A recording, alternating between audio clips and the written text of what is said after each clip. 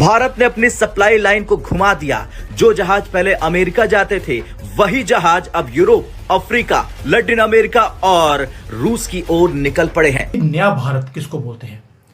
हम वो कंट्री नहीं रहे जो वेस्ट ने हमें डिक्टेशन दे दिया कि जी अपने करेंसी को डिवैल्यू कीजिए तो आपको आईएमएफ से भीख मिलेगी, और ये हमें डेवलपिंग नहीं अंडर डेवलप्ड कंट्री बोलते थे, और बोलते थे कि भाई इंडिया इज नॉट इम्पोर्टेंट।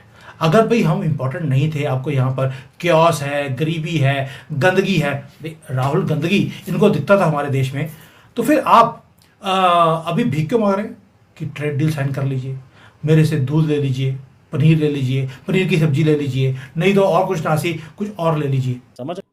लेकिन होना तो यही चाहिए, और मेरा ख्याल है तरीका तो यही है दुनिया में रहने का कि आपकी अगर किसी एक के साथ दोस्ती है या एक के साथ बातचीत है तो आप दूसरे को भी साथ लेकर चलते हैं। ऐसा नहीं होता कि एक कंट्री को आप बिल्कुल साइडलाइन कर दें और दूसरी कंट्री के साथ आपकी बातचीत है, यानी कि हर हाल में अगर अमेरिका से बात होगी तो चाइना से नहीं होगी, और अगर चाइना से होगी तो अमेरिका से नहीं होगी। ये वाली पॉलिसी है बात को। So they are putting a lot of time and attention कि ये जो ग्लोबल डी रिस्किंग है, इसमें हमें तो कुछ ना मिला, सब कुछ इंडिया ले गया विद देयर अकल, विद देयर इंटेंशन। लेकिन हम सबसे पहले जो कंपनी आती है और कहते हैं साढ़े पैसे की होंगे 10 महीनों। डिजिटाइजेशन हमें तो है ही नहीं। क्लीन एनर्जी हम उसकी तरफ जा रहे थे, अभी वो IMF ने कहा खबरदार, अब पाकिस्तान ने इस तरह के मुआहदे कर लिए हुए हैं दुनिया के साथ कि अगर हम वो बिजली जो बनाते हैं, हुकूमत कहती है अगर आवाम नहीं लेगी तो हम बिजली किसको देंगे, क्योंकि पाकिस्तान ने मुआहदे कर लिए हुए हैं।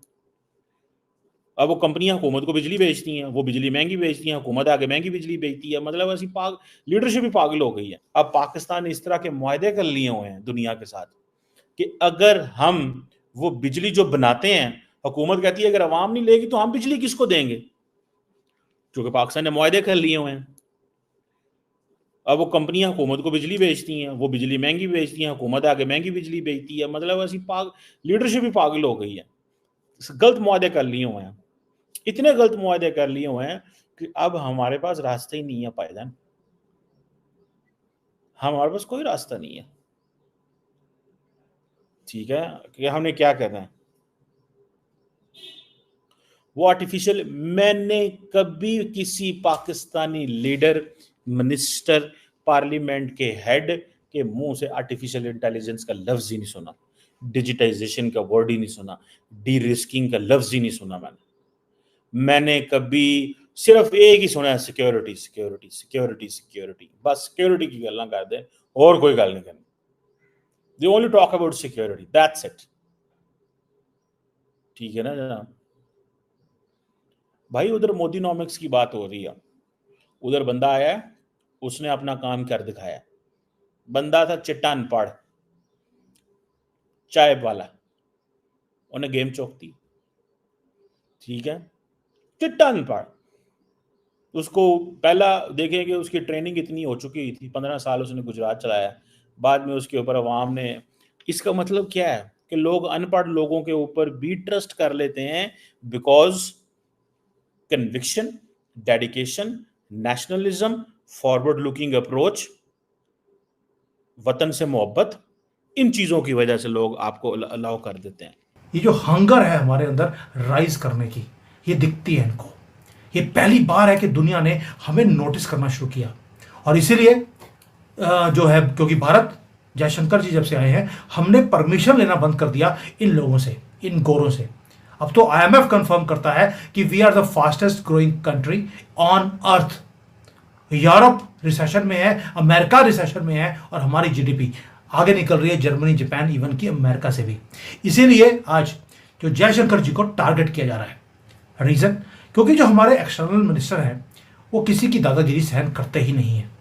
ट्रंप को पर्सनली ब्लेम करना पड़ा कि हमारे जो रिलेशंस अगर आपको खराब दिखते हैं, उसका रीजन है जयशंकर। जयशंकर कोई सिंपल डिप्लोमेट नहीं है दोस्तों, छोटी बात करते नहीं, ईगो स्ट्राइक करते नहीं, कामली अपना काम कर जाते हैं, क्योंकि वो भारत की गवर्नमेंट को रिप्रेजेंट कर रहे हैं और पूरी छूट दी गई है मोदी जी की तरफ से। शार्प हैं, स्ट्रेटेजिक हैं, कंप्लीटली जिसको बोलते हैं कि किसी भी कंट्री के प्रेशर के नीचे आकर वो काम नहीं करते, कंप्लीटली इंडिपेंडेंटली वो काम करते हैं। और ट्रंप आपको मालूम है एक ईगोइस्टिक आदमी है।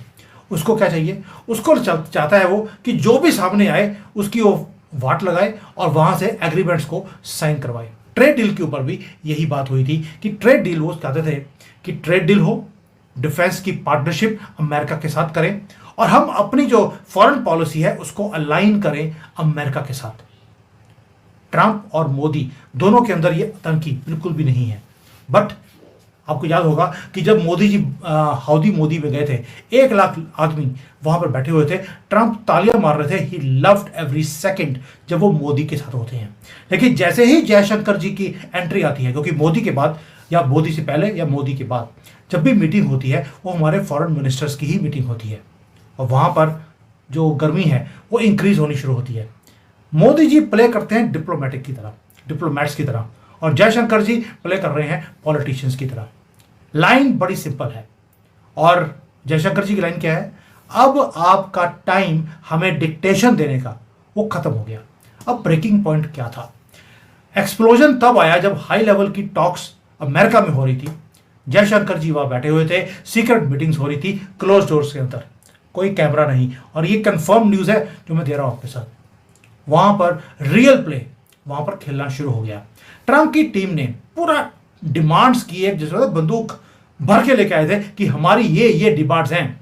आपको रशिया के वेपन्स खरीदने बंद करने पड़ेंगे, आपको तेल बंद करना पड़ेगा, आपको ईरान के साथ ट्रेड बंद करना पड़ेगा और आपको अमेरिका की साइड लेनी पड़ेगी। अगर हमने बोल दिया कि यूक्रेन की सपोर्ट करनी है तो आपको करनी पड़ेगी। यानी अगर पाकिस्तान ने रखी तो यकीनन बहुत नुकसान होगा और उसका नुकसान किसी भी कंट्री को हो सकता है। यानी अगर भारत भी अगर ऐसा करेगा तो यकीनन भारत के लिए भी एक बड़ा मुश्किल हो जाएगा। होना यही चाहिए कि आपके जो रिलेशंस हैं वो आपके दोनों कंट्रीज के साथ होने चाहिए और यही सक्सेस का एक राज भी होता है।